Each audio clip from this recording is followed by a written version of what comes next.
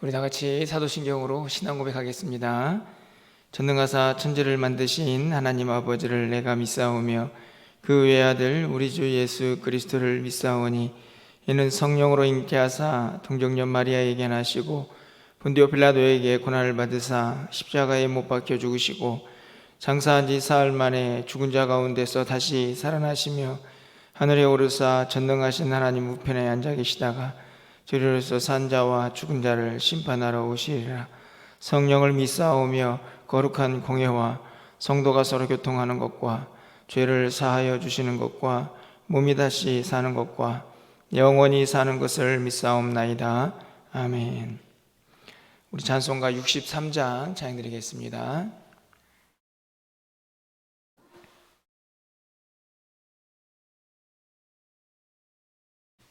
63장입니다.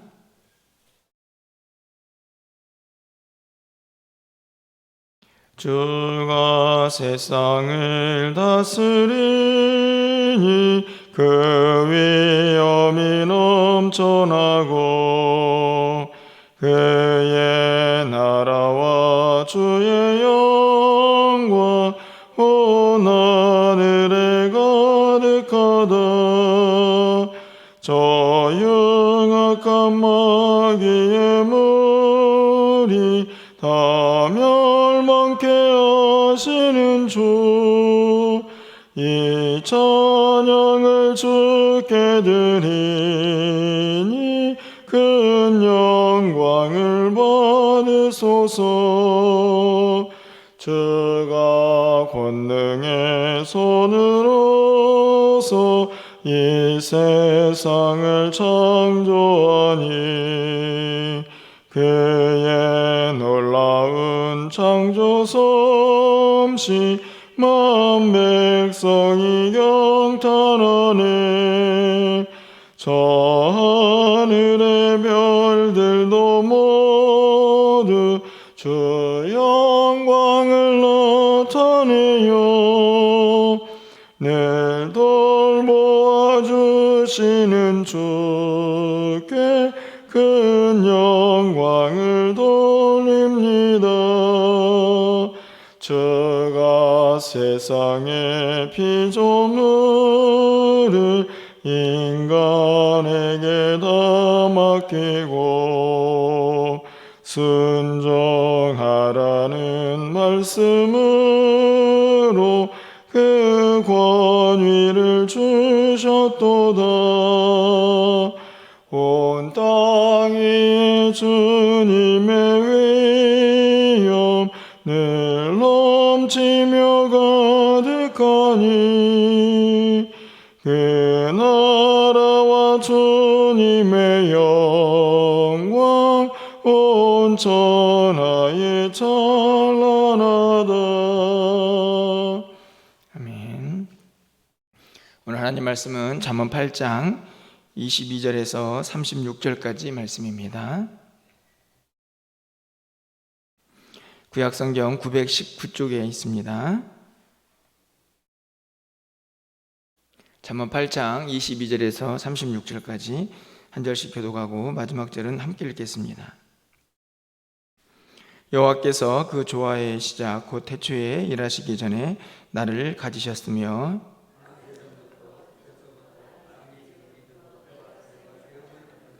아직 바다가 생기지 아니하였고 큰 샘들이 있기 전에 내가 이미 났으며 하나님이 아직 땅도 들도 세상 진토의 근원도 짓지 아니하실 때라.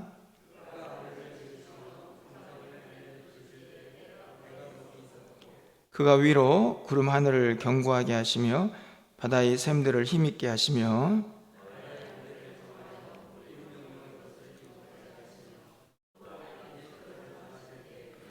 내가 그 곁에 있어서 창조자가 되어 날마다 그의 기뻐하신 바가 되었으며 항상 그 앞에서 즐거워하였으며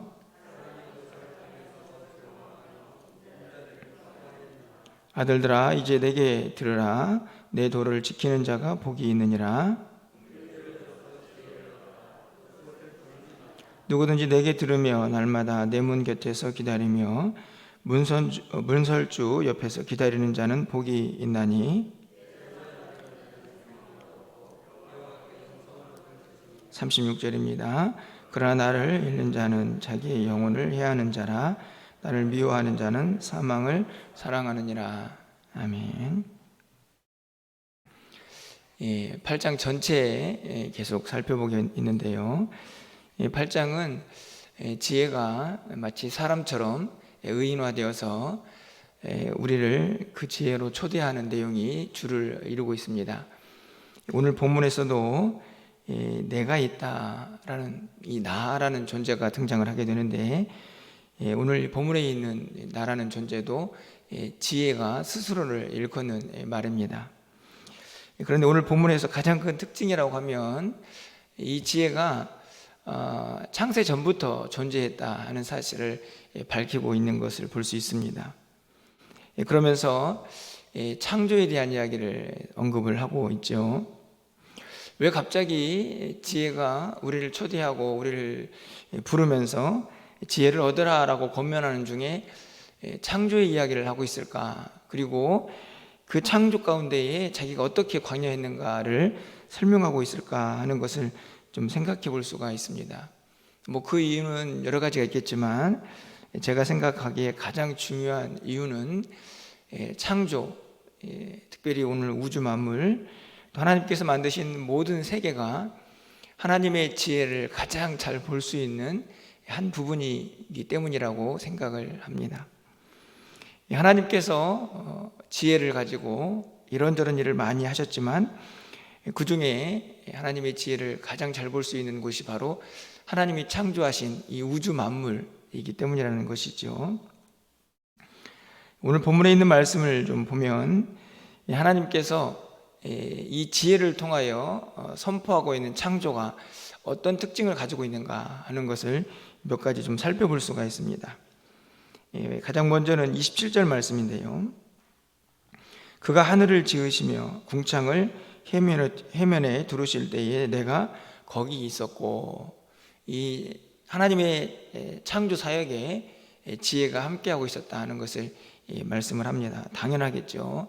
하나님의 지혜이기 때문에 그렇습니다. 그런데 27절에서 우리가 좀 가장 먼저 생각해야 할 것은 그가 하늘을 지으시며, 다시 말하면 천지를 창조하신 분이 누구인가 하는 것을 이 지혜가 확인하고 있는 것이죠. 바로 하나님이시다. 하나님이 우주 만물을 창조하셨다라고 27절에서 확인을 하고 있습니다. 사실은 우리는 지극히 당연하게 이 말씀을 듣고 또 믿고 있지만 세상에 많은 사람들이 이 단순한 진리를 믿지 않고 있는 그런 모습들을 많이 보지 않습니까? 우연 또 진화 이런 이야기를 하는 사람들에게 하나님이 천지를 창조하셨다라고 말하는 것이 그렇게 믿기지 않는 내용이죠. 하지만 오늘 지혜는 분명히 이야기합니다. 내가 보았다, 내가 거기 있었다, 하나님이 천지를 창조하셨다라고 분명하게 선포하고 있는 것을 볼 수가 있습니다. 두 번째, 이 창조의 특징은요, 하나님께서 만드신 세상이기 때문에 견고합니다. 28절 말씀이죠. 그가 위로 구름 하늘을 견고하게 하시며 바다의 샘들을 힘있게 하시며. 견고하고 힘이 있습니다. 완전하죠. 누가 만드셨기 때문입니까? 하나님이 만드셨기 때문입니다. 하나님이 만드신 세상 흐트러짐 없이 견고하고 또 힘이 있다는 사실을 한 번 더 확인하고 있습니다. 29절 말씀이죠. 세 번째 특징이 등장을 하는데요. 바다의 한계를 정하여 물이 명령을 거스르지 못하게 하시며 또 땅의 기초를 정하실 때에. 바다의 한계, 그래서 그 바다가 육지로 넘어오지 못하도록, 이 말은 다른 말이 아니고 우주 만물 가운데에는 하나님이 정해놓은 순리, 그걸 이치라고도 하죠. 그 모든 것들이 작동을 하고 있다 하는 말씀입니다. 여러분, 하늘에 별이 몇 개 정도가 있을까요? 사실은 정말 상상할 수 없을 만큼 많은 별들이 있고, 최근에 기사를 보니까 또 어떤 나라에서 뭐 화성에 우주선을 도착시켰다, 뭐 이런 기사들을 보면서 막 박수를 치고 환영하는 그런 모습을 보았습니다. 어떻게 가능했을까요? 굉장히 많은 기술자들, 정말 대단한 인간의 기술, 물론 이런 것들을 다 생각해 볼 수 있죠. 하지만 가장 중요한 것은요, 그 화성이 일정하게 움직이고 있기 때문입니다. 계산이 가능한 것이죠. 그래서 어떤 타이밍에 어떻게 들어가서 어떻게 그 안으로 착륙을 한다. 물론 굉장히 아주 미세한 기술들이 필요하지만 그 중에 가장 중요한 것은 계산이 가능하다는 겁니다. 그래서 그곳에 들어가고, 그리고 그 움직이는 속도를 다 계산을 해서 그곳에 착륙을 하게 되는 것이죠. 누가 만드신 세상입니까? 그 수많은 별들 중에 하나를 도착한 한 나라가 무척 기뻐하는 것을 보면서 저는 한편으로 다 하나님이 만드신 세상을 이제 겨우 이렇게 별 하나, 두 개 이렇게 정탐을 하며 찾아가는, 그것을 즐거워하는 우리의 모습들이 하나님 보시기에 얼마나 어떤 모습일까, 이런 생각을 문득 해보게 되었습니다. 그러면서도 하나님이 만드신 이 우주는 질서 있게 여전히 움직여가고 있기 때문에 그 질서를 발견한 인간들이 뭔가를 해보겠다고 생각을 하고 있는 것이지요. 하나님이 만드셨기 때문입니다. 하나님이 정하시고 한계를 만들어 놓으셨기 때문에 그 질서가 유지가 되고 있는 것이죠. 분명한 사실을 계속해서 확인하고 있습니다. 뿐만 아니라 네 번째 특징은요, 하나님께서 그것을 만들어 놓으시고 기뻐하셨다라는 단어가 30절과 31절에 기록이 되어 있습니다. 이 구절을 보면 지혜가 기뻐한 것처럼 보여지지만 그 기쁨이 하나님과도 연관되어 있다는 사실을 우리가 쉽게 알 수 있죠. 이 지혜가 하나님과 함께하고 있기 때문입니다. 그런데 이 기쁨 중에요, 특별한 기쁨이 있습니다. 31절 말씀, 우리 31절 말씀을 좀 함께 읽어보도록 하겠습니다. 사람이 거처를 향해서 즐거워하며 인자들을 기뻐하였느니라. 여기서 사람, 인자는 우리를 이야기합니다. 인간이죠. 이 땅에 있는 것을 즐거워하고 또 그것을 기뻐했다, 이렇게 기록을 하고 있습니다. 하나님께서 만드신 세상, 그 자연, 우주 만물이 하나님의 특별한 지혜가 발견이 되는 곳이기도 하지만 그 가운데에 하나님이 만드신 인간도 특별한 존재죠. 에베소서 2장 10절 상반절의 말씀을 가서 보시면 우리는 그가 만드신 바라, 이렇게 짧은 한 구절이 있습니다. 우리는 그가 만드신 바라. 그 말씀을 보면 하나님이 우리를 만드셨다, 이렇게 쉽게 해석이 되는 문장인데, 원래 그 문장의 의미는 하나님이 우리를 만드셨다라는 그 말씀 자체가 우리는 하나님의 작품이다 라고 이렇게 해석이 되는 본문이죠. 쉽게 그냥 막 아무 생각 없이 만든 것이 아니고 하나님 보시기에 특별하게 만드신 걸작품이라는 의미가 그 에베소 2장 말씀에 담겨져 있습니다. 우리 모두, 여러분 한 사람 한 사람들이 하나님의 특별한 존재라는 것이죠. 왜 그럴까요? 왜 우주 만물의 많은 피조물들 중에 하나님께서 특별히 또 사람을 보며 기뻐하셨을까? 그 이유는 바로 우리가 하나님의 형상대로 지음을 받았기 때문입니다. 특별하죠. 그래서 의지도 가지고 있고 이성도 가지고 있습니다. 하나님이 그렇게 우리에게 은혜를 주신 것이죠. 제가 어떤 책을 보았는데요, 단순하게 부품으로 우리 인간을 좀 막 해석해 놓은 그런 책을 좀 보았는데요, 자동차는 부품이 몇 가지나 있을 것 같습니까? 그 책을 보니까 2만 5천 개 정도가 있으면 자동차가 움직일 수가 있다고 합니다. 하늘 나는 여객기, 보잉 747 이런 비행기들 있지 않습니까? 부품이 몇 개나 있을까? 물론 사람들마다 좀 다른 이야기를 하던데요, 600만 개 정도가 그 비행기를 움직인다고 합니다.